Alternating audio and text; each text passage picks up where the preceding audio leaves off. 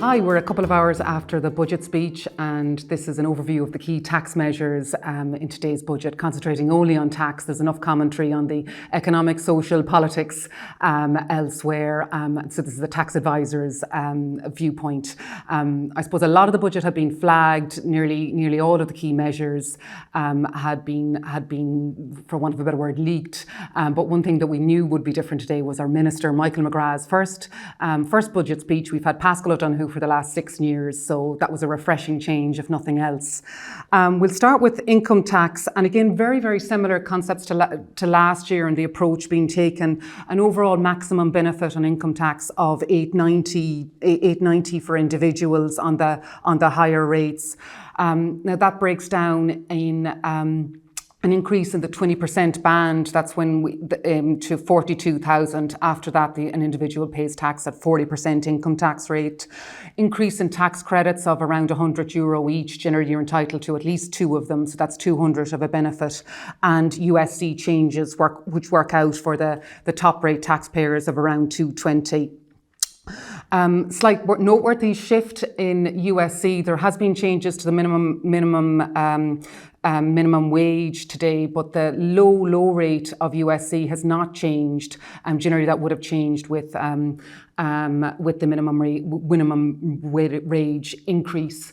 Now, albeit that being said, there has been a change in that low USC 2% rate. So where does that leave us on income tax? I suppose not much different on the marginal rates to where we were before, in that once you go over 70,000, then the marginal tax rate, your marginal tax rate is 52%. Once you're above 42,000, then again it's 48%. That marginal rate there has just decreased by 0.5%. So still pretty materially high marginal rates once you get into the higher earners. And indeed, we still have that 55% overall effective rate on our books for the higher earner self-employed individuals. Moving on to other income tax measures, rent tax credit has increased to $750. That was well flagged. A slight enhancement to the regime in that parents paying for their children in college digs now can qualify. And rather interestingly, that's completely retrospective from the start of last year. So those parents can now qualify for a refund for last year, this year, and indeed going forward will be entitled to that credit as well. Homeowners, again, another well-flagged mortgage interest relief. It's a 1-year only relief, and it only applies in relation to incremental mortgage interest on your main home. It's capped at $1,250 per property, and may be claimed in early next year per the guidance. Landlord tax relief, another one that had been well flagged. This is aimed at keeping landlords in the market and certainly is targeted and only applies to landlords who remain in the market for the next 4 years. It works out around €600 of a tax benefit next year, gradually increasing to maximum €1,000 in 2027. Again, the landlord needs to retain the property and rent the property for that period. And once they do that, there's no further clawback if they sell in 2027 onwards. Moving on to farmers, no big change here. The various farm reliefs have been extended. These reliefs are EU driven, so therefore they can't necessarily be permanent and come up in every so many budgets. Some of them have been slightly modified. One interesting one on farmers is that there's an income tax exemption for leasing farmland. That has actually been restricted now, and a farmer needs to have owned the farm for 7 years before they apply. I suppose that's trying to negate or prevent these situations where an individual buys a farm and immediately rents it out, or indeed cases where may transfer a farm to a child and the child rents it out. So in the past, those rentals could have qualified for full income tax exemption, and now those individuals need to hold the land for 7 years before that income tax exemption applies. Moving on to employers and business. As I said, the minimum wage has increased to $12.70. Employers' PRSI has increased ever so slightly by 0.01%, and that's from 1 October of next year, meaning the employers' PRSI, or the top rate, is 11.15%. Benefit in kind on company cars. The CO2 regime had been introduced at the beginning of this year, had resulted in a major hoopla as there was additional tax bills for various employees. The Minister rolled back and issued temporary measures in March. They're now being extended out for the whole of next year. So in the main, no change for next year. But at some point, I suspect those CO2 adjustments are going to be framed into our tax rules. On international tax, no change or nothing that hasn't been well flagged here. Our 15% rate for those large mega corporations is well down the tracks. We're expecting the law here next week.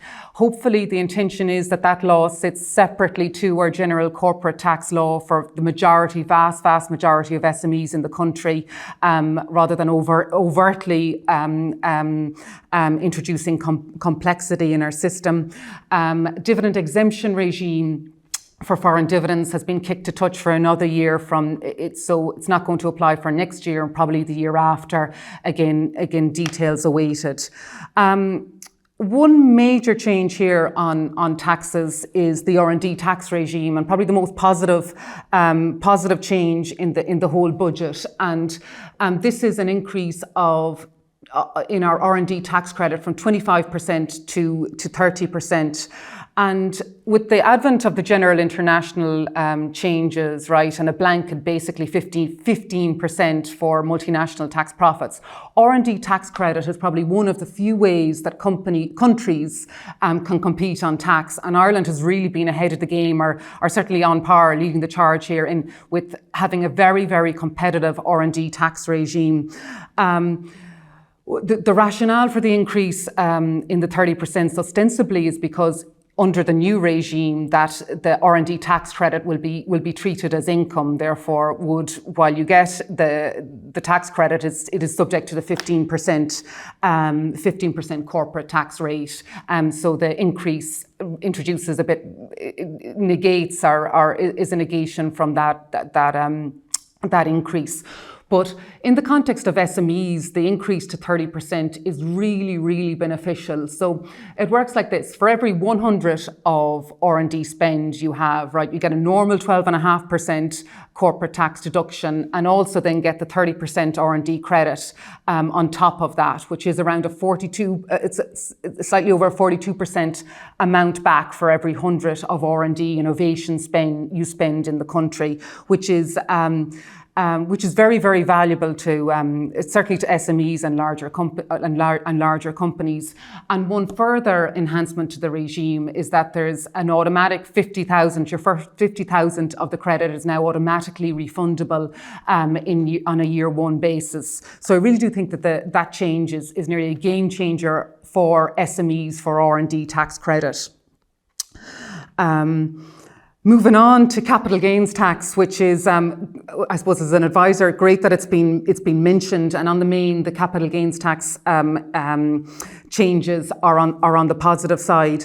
The first is retirement relief, which is relief for transferring or disposing of your business, primarily aimed at family transfers, as the relief is very, very limited for third-party transfers.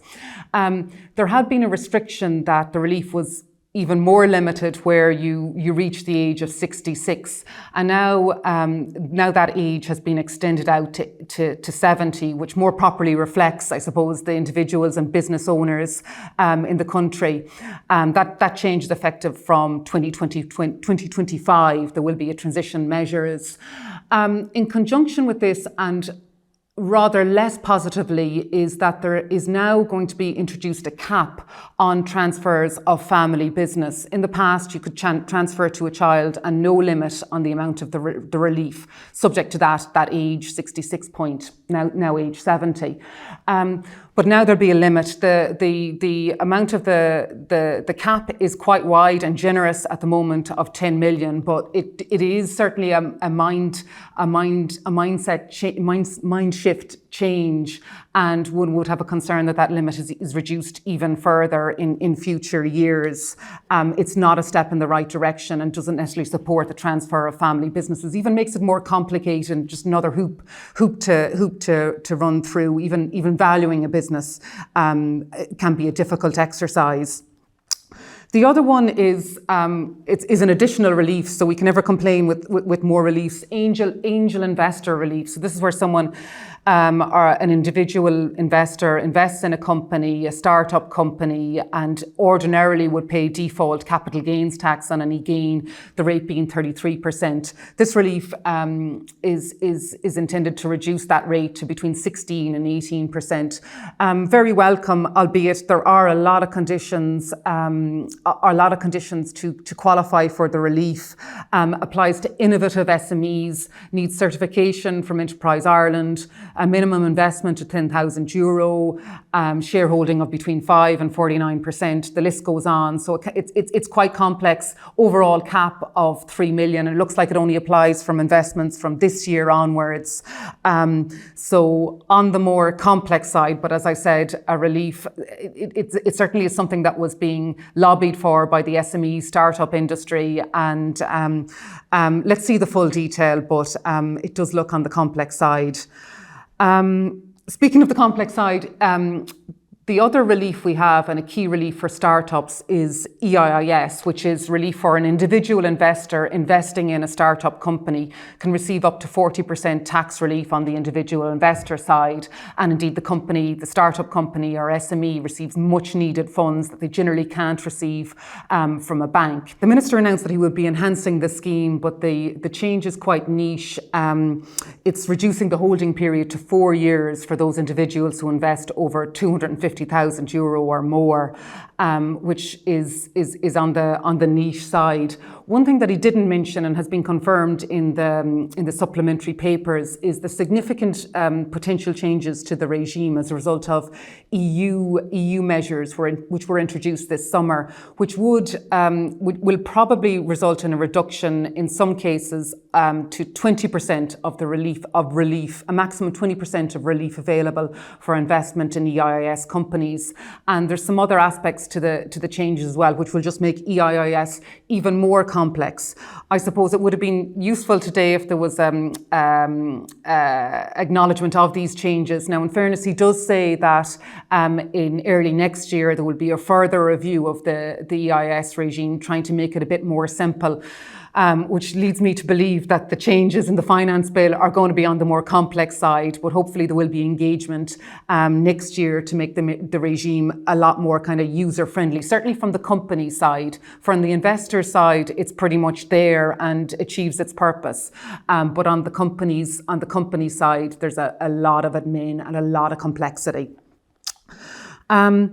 Just finishing up on VAT, small changes. The 9% rate for electric and gas bills have been extended for another 9 months. And a lovely one, which we hadn't seen for a while, but which was much needed, is the registration threshold for being within the scope of VAT has increased to 40,000 for services and 80,000 for goods. An interesting one on this, I thought I haven't seen that one change in a while. 2008 was the last time those thresholds changed, and they really are a kind of a cliff edge for small businesses. So it's good to see them increasing, and one would hope this is the start of increasing those thresholds further every year, because they can really do impact small businesses in operating in that segment. No other significant changes. Carbon tax increases, which were locked in by Finance Act 2020, are taking impact. No change to alcohol, and vaping is kicked to touch for next year. That's broadly the tax headlines. In fairness to the Minister, tax is awfully complex, and he did mention a couple of times, both on the individual side, a publicity campaign for revenue in respect of reliefs, and indeed for businesses liaising with revenue and accountants to try and make reliefs and taxes a bit more simpler and a bit more accessible for both individuals and on the business side. So at least there's acknowledgement of that.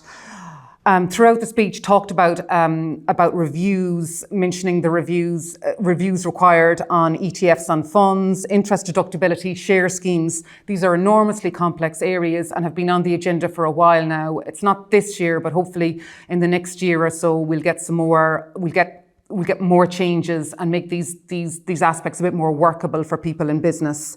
But on the whole, just to finish up, I think a positive budget, and as I said, I think the key change being that increase in the R&D tax credit, both multinationals and SMEs will really benefit.